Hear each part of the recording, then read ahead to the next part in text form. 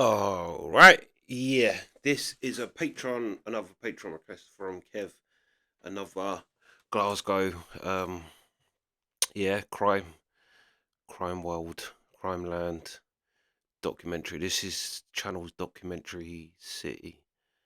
Um, but yeah, Glasgow's drug war, the Lyons versus the Daniels. The Daniels, I've seen one of that fella with all the skulls all over his face. But yeah. Scottish Gangland documentary. Let's go.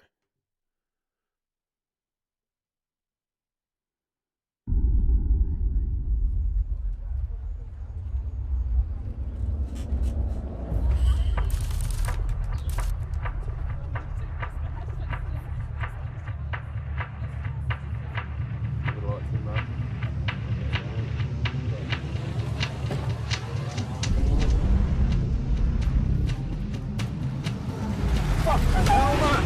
What the fuck?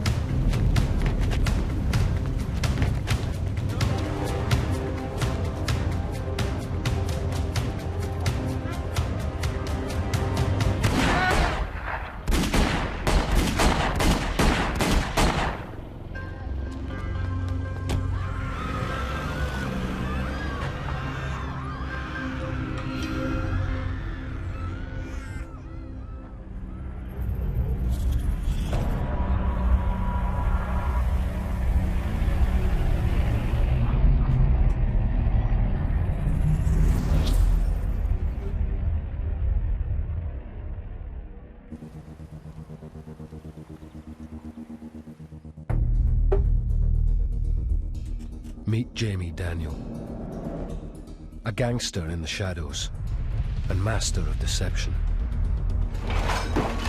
From a small Glasgow scrapyard, he runs a massive heroin empire. Heroin had just come into Glasgow in a big way. There was loads of people getting into it and they were all using needles and it was just an epidemic. The Daniels. They're the most powerful narcos in what is a violent city. I've literally just started Blink's audio book. Yeah. It's pretty fire, to be fair. But like I said before, I love Blink. Blink's a legend. I've saw people getting shot in the street. I've saw people getting scalped. I've saw somebody getting their throat cut in the street. To me, it's just everyday things. Through their infamous enforcer, Kevin Gerbil Carroll, they employ extreme violence. He was a complete sociopath. He had no empathy for anybody. His driving factor was money. He frequently abducts and tortures his victims. Jamie Daniel, one of 10 siblings, and a man with big ambitions. You had to be cautious dealing with him. He had the reputation of being one step or two steps ahead of the police all the time and pretty much untouchable. In Glasgow's underworld, Jamie Daniel faces a dangerous enemy. Eddie Lyons, boss of an upcoming rival family who has the Daniels in his sights. There's a huge amount of bad blood. There's been extreme violence and loss of life on each side. This is the incredible story of two families locked in a murderous and bloody feud, the likes of which Britain has never seen before. Who will win? And who will die?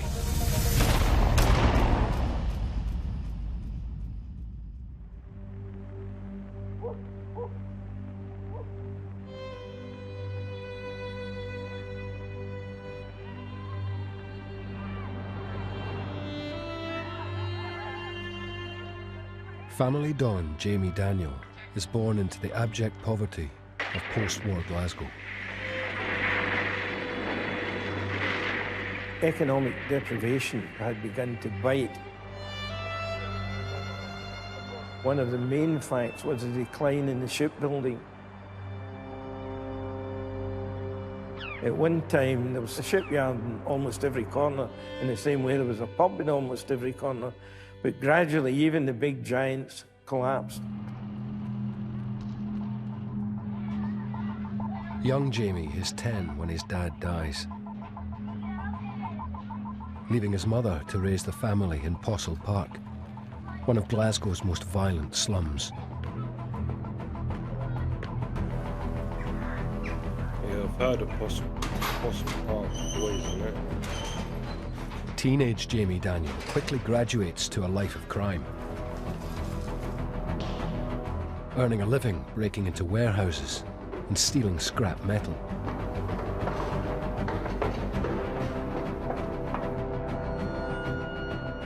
And he quickly learns that extreme violence is the best method to carve a niche in the underworld.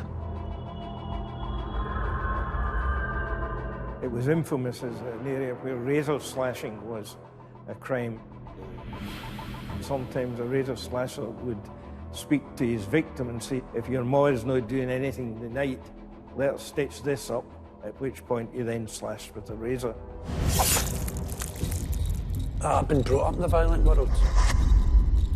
Ian MacDonald is an ex-criminal who battled on the same streets of Glasgow as Jamie Daniel. When I first started out in crime, I was going about Glasgow and I was using a lot of knives and Stanley blades. I'd be slashing people and stabbing people and that, because it's that natural to me.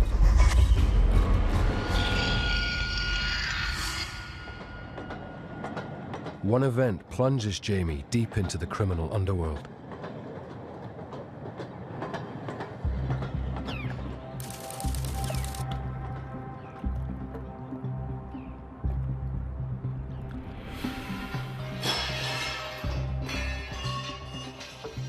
Jamie's elder brother Billy and his mates are stealing copper cable from a derelict building. When they're challenged by an off-duty policeman.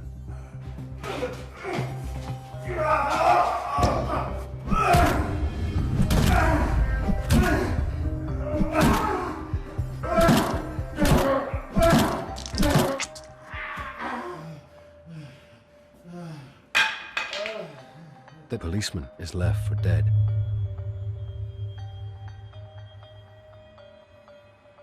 Billy was caught and imprisoned for that. Now, I think that incident really shaped Jamie Daniel's visceral hatred of the police, which was lifelong.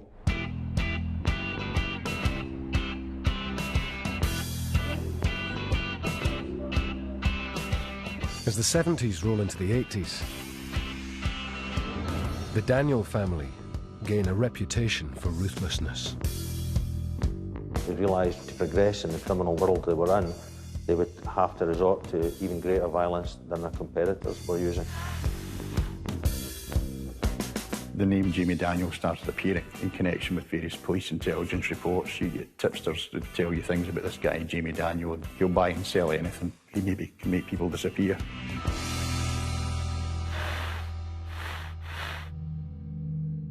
A now notorious gangster, Jamie Daniel soon realises there's a world of money to be made outside the scrap metal business.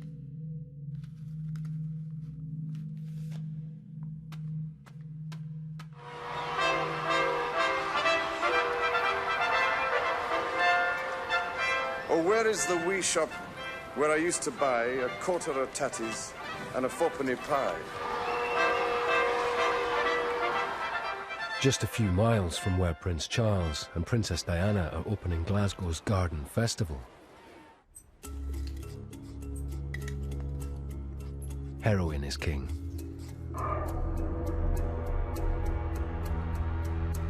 How easy is it for somebody to become a heroin addict on an estate like this? It's just like going to the shops for a pint of milk. It's just like going for a cream bun. Anybody can get it. It was almost an epidemic. There were whole generations of families who were heroin addicts. The more people that got hooked onto it, it was just like a never-ending cycle.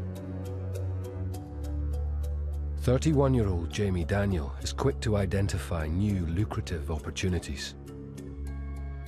There was a new regime, and the new regime was based on drug dealing. Jamie Daniel, through his contacts in the stolen car parts business, made some links down south and decided that he would follow suit of the other people who had made a lot of money very quickly selling drugs. Jamie has no interest in joining. It is crazy how much of an effect drugs had on the criminal world. Like, if you went back before drugs really hit big in the UK, do you know what I mean? You had bank robbers and, yeah, it was more people going out robbing and robbing wage deliveries and shit like that. But yeah, you do see, not only do you see how that all changes, because once drugs come in, then you can make more money selling a little bag of powder than, do you know what I mean, getting a shotgun and going in a bank or whatever. But you also see how things just kind of really deteriorated under once drugs come into it. It is crazy. Like, if you look at UK crime, you see a big change happen when drugs come in. Throngs of small-time street pushers. He wants to make serious money, fast.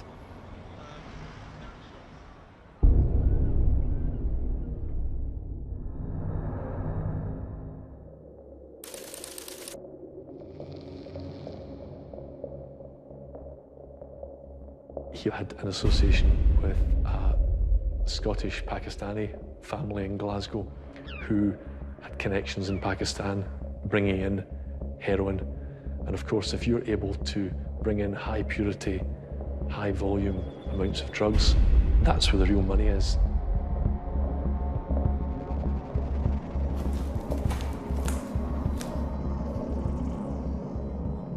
Now with his hands on major consignments of heroin, Jamie directs his efforts to forging links with criminal gangs around Britain. The drug scene in Glasgow today is a million miles away from the hippie dabblings of the 60s. Now it's big business. Profits of up to 300% on heroin, the fastest growing sector of the drugs underworld, are attracting large-scale organized crime rings. The government is starting a war on drugs. We're after you. The pursuit will be relentless. The penalty will be confiscation of everything you've ever got from drug smuggling. So stop it.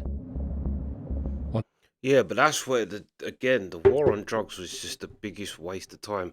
You see ex-police people. I see an undercover police person who said if you arrest a house, someone for burgling houses, then for a certain amount of time, house burglaries go down in a certain area.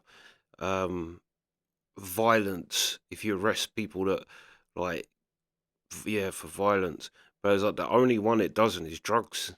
If you arrest the top drug dealer in an area, all that you actually create a power vacuum now, and the two next two are going to fight over it, so it's going to start a war.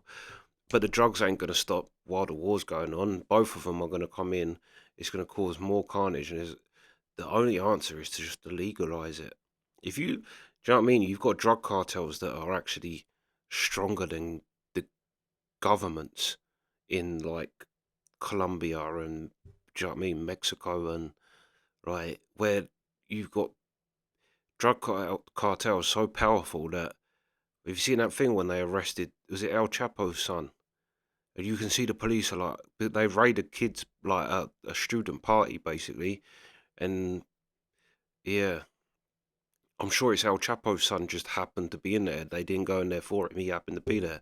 When they see him, like when they come out and the police start seeing he's handcuffed, they all start shitting themselves. And then El Chapo, it might not be El Chapo, but anyway, the person went to war with the country, and then in the end they released him. They released the son because, yeah, it's like, that's only power, that they only have that power why drugs is illegal. If you legalized it, their power goes like that. Yeah, the war on drugs actually hasn't done anything. Like, and it's done more bad than it has good. But yeah, hold on 2 seconds. Let's finish it off. Let's go. Streets, the Glasgow police are faced with the harsh reality. The police were blindsided by the rapid growth of the heroin problem, and before anything could be done about it properly, it was probably out of hand. There was a lot of violence. The murder rate was through the roof. It wasn't uncommon for Strathclyde police to be dealing with 90 murders a year.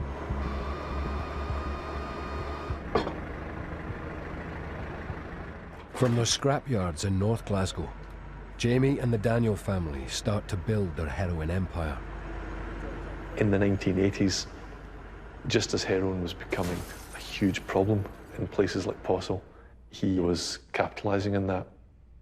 And the money to be had was obscene and extraordinary.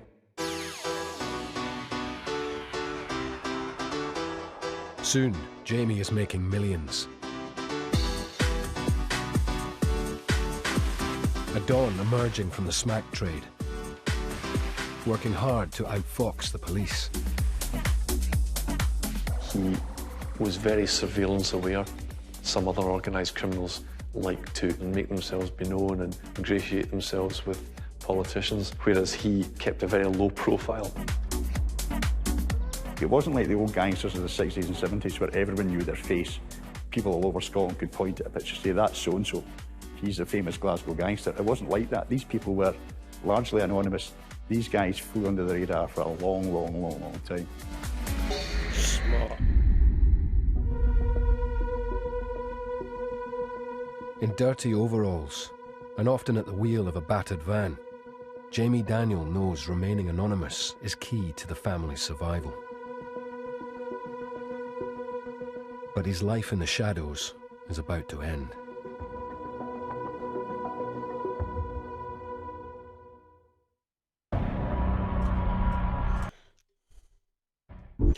That is so smart, and people don't do that.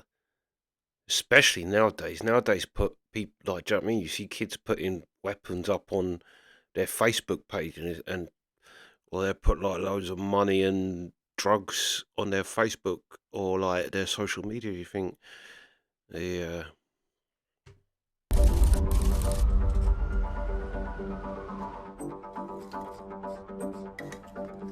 I think as well. There's a drug epidemic raging in Glasgow. 2000s as well, you really didn't have kind of, it wasn't like as crazy technology wise as it is now. Like now there's CCTV everywhere and obviously social media, the internet, but these lot was way ahead of their time. They're already seeing what's coming. I suppose not far enough ahead of their time if they all got caught, but yeah. And Jamie Daniel is at its heart.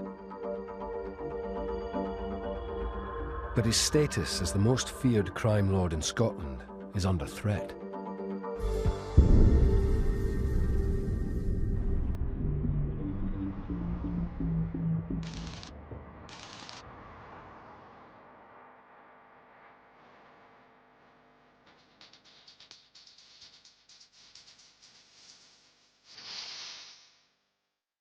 There's a party at a Daniel safe house.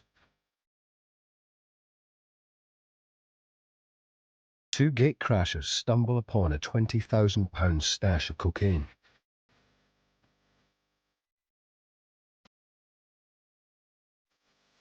And nobody notices when they slip out.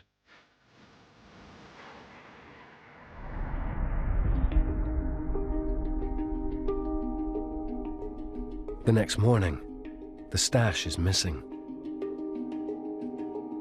The Daniel family learned of this and were extremely angry and acted and reacted the way that you would expect them to, with extreme violence. Who takes the blame?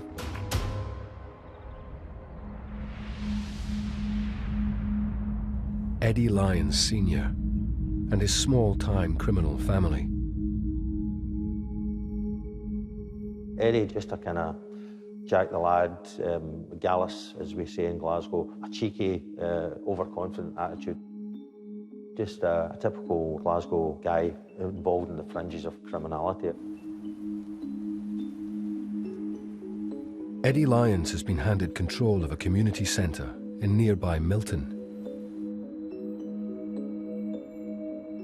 While the Daniels over the years had been absolutely hostile to the police, the Lyons were a lot more cunning and manipulative from the early days in the community centre. Are you ready?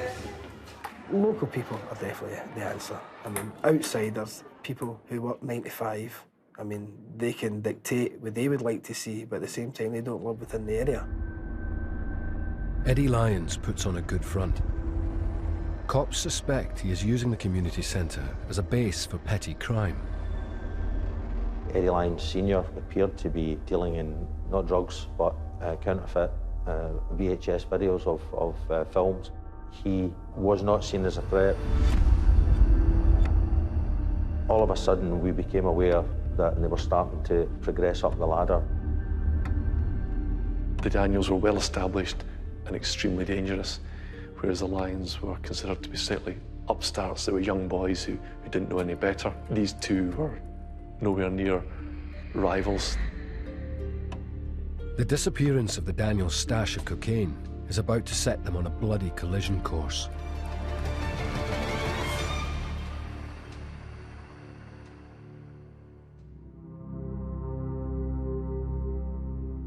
Jamie Daniel wants revenge. And he's got the perfect man for the job. His enforcer, Kevin Carroll, also known as Gerbil.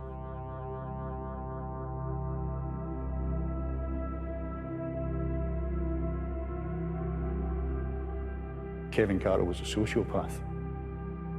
He had no empathy for anybody. He could hurt somebody at the flick of a switch.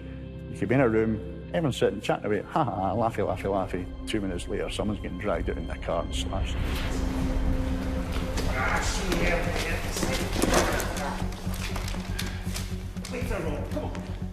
Gerbil's signature tactic is to abduct and terrorize rival drug dealers.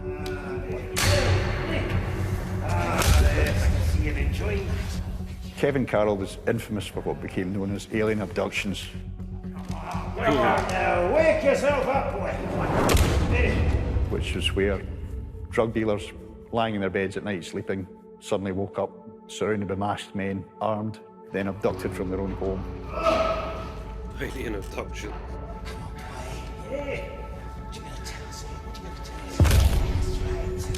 The chap I met is dragged into a chair. He's got a pillowcase over his head. And they slowly broke a couple of bones in his hand, including one of his fingers.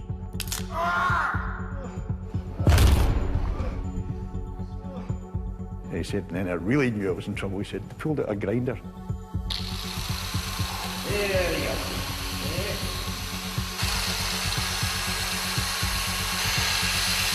They were going to cut his nipples off. He could feel it starting to catch his skin. But he said, at that point, I said, look, here's the code for my home safe. Here's a house where I stash my gear. Here's a flat where I've got a car key sitting for a stolen Audi that's cloned. Take the lot, just don't hurt me. Then he got taken out, he got knocked unconscious. He said the last thing was, before they dumped him out the car, gave him a boot. Someone peed on him, someone urinated on this guy to wake him up. Face right at him. You know who I am, bang, bang. It was Kevin Carroll staring right into his face.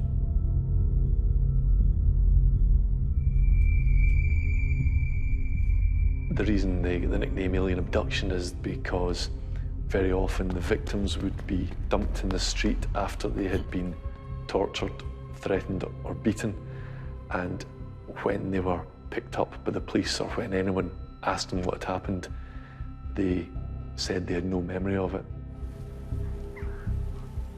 Gerbil is now dispatched by Jamie Daniel to avenge the stolen stash of cocaine.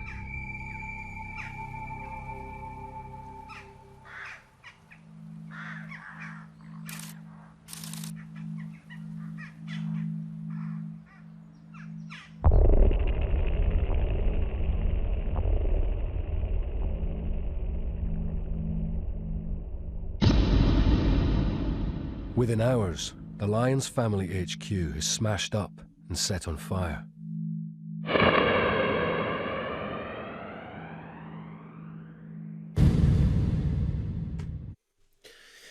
Yeah, this is fire. Glasgow is crazy. It really is. And they are right. There's a violence in Glasgow that I think it don't matter where you're from else in the UK. It's a kind of Glasgow. Glasgow gangsters get that reputation of just being vicious and stabbings and do you know what I mean? Yeah. I think it don't matter where you're from in the UK, everyone kind of knows the reputation of Glasgow. But yeah, no, this is a great documentary. So you watch these. See, if I was that guy, I'd think this little small time firm. Why are they gonna try and challenge me? They must have some plan. Do you know what I mean? Like, why would this little firm just go up against this big firm, rob them when they know that there's gonna be? The only reason you do that is if you know you've got. But unless you're just an idiot. But it don't seem like this. I don't know. It seems weird, doesn't it? Why would you just jump out like that when you're clearly gonna get smashed? But yeah, that's part one. We'll find out in part two. But yeah, that's part one. Sweet.